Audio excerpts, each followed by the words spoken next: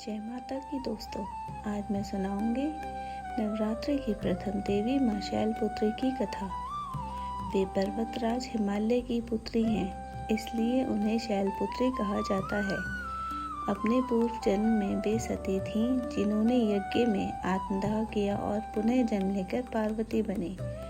इनका वाहन नंदी बैल है। इनके दाहिने हाथ में त्रिशूल और बाएं हाथ में कमल पुष्प होता है। इनकी पूजा से शांति, सौभाग्य, आत्मबल और जीवन में स्थिरता प्राप्त होती है। सृष्टि के प्रारंभ में ब्रह्मा जी के मानस पुत्र दक्ष प्रजापति हुए। उनकी पुत्री सती, जिन्हें भवानी, पार्वती, गौरी भी कहा जाता है, भगवान शिव की अन्य भक्त थी। बाल्यकाल से ही वे शिव को अपने पति के रूप में स्वीकार कर चुकी थी। जब वे युवा हुईं तो उन्होंने कठोर तपस्या कर भगवान शिव को प्रसन्न किया और उनसे विवाह किया। सती और शिव कैलाश पर्वत पर आनंद पूर्वक रहने लगे। प्रजापति दक्ष ने बहुत भव्य महायज्ञ का आयोजन किया।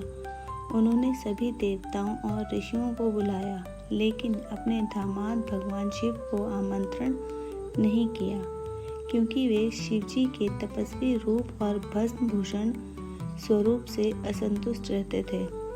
जब सती ने देखा कि उनके पिता ने यहाँ इतना बड़ा यज्ञ हो रहा है, तो उनका मन वहाँ जाने को हुआ। शिवजी ने कहा, बिना निमंत्रण के जाना उचित नहीं है। वहाँ तुम्हारा और मेरा अपमान हो सकता है। परंतु देवी सती नहीं मानी। उन्होंने कहा, पिता का घर अपना ही घर होता है। बेटी को वहां जाने के लिए निमंत्रण की आवश्यकता नहीं होती। यह कहकर वे पिता के यज्ञ में चली गईं। यज्ञ स्थल पर पहुंचकर सती ने देखा कि वहां भगवान शिव का कोई स्थान नहीं रखा गया है। यहाँ तक कि यज्ञ में उनके नाम का आवाहन तक नहीं हुआ था। दक्ष प्रजापति ने सार्वजनिक रूप से भगवान शिव के लिए अपमानजनक बातें कही। अपने प्रिय पति का अपमान देखकर सती का हृदय आहत हो गया।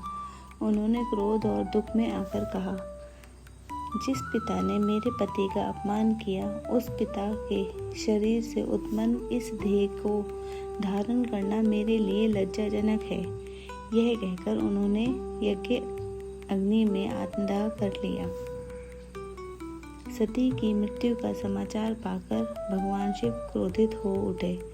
उन्होंने अपने गणों को भेजकर यज्ञ का विध्वंस कर दिया।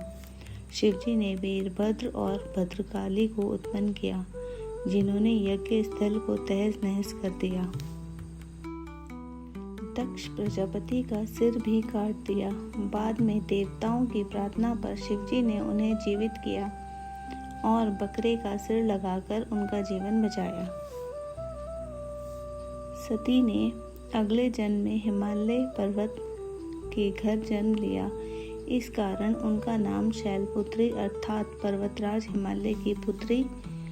यही सती पुनर्जन्म में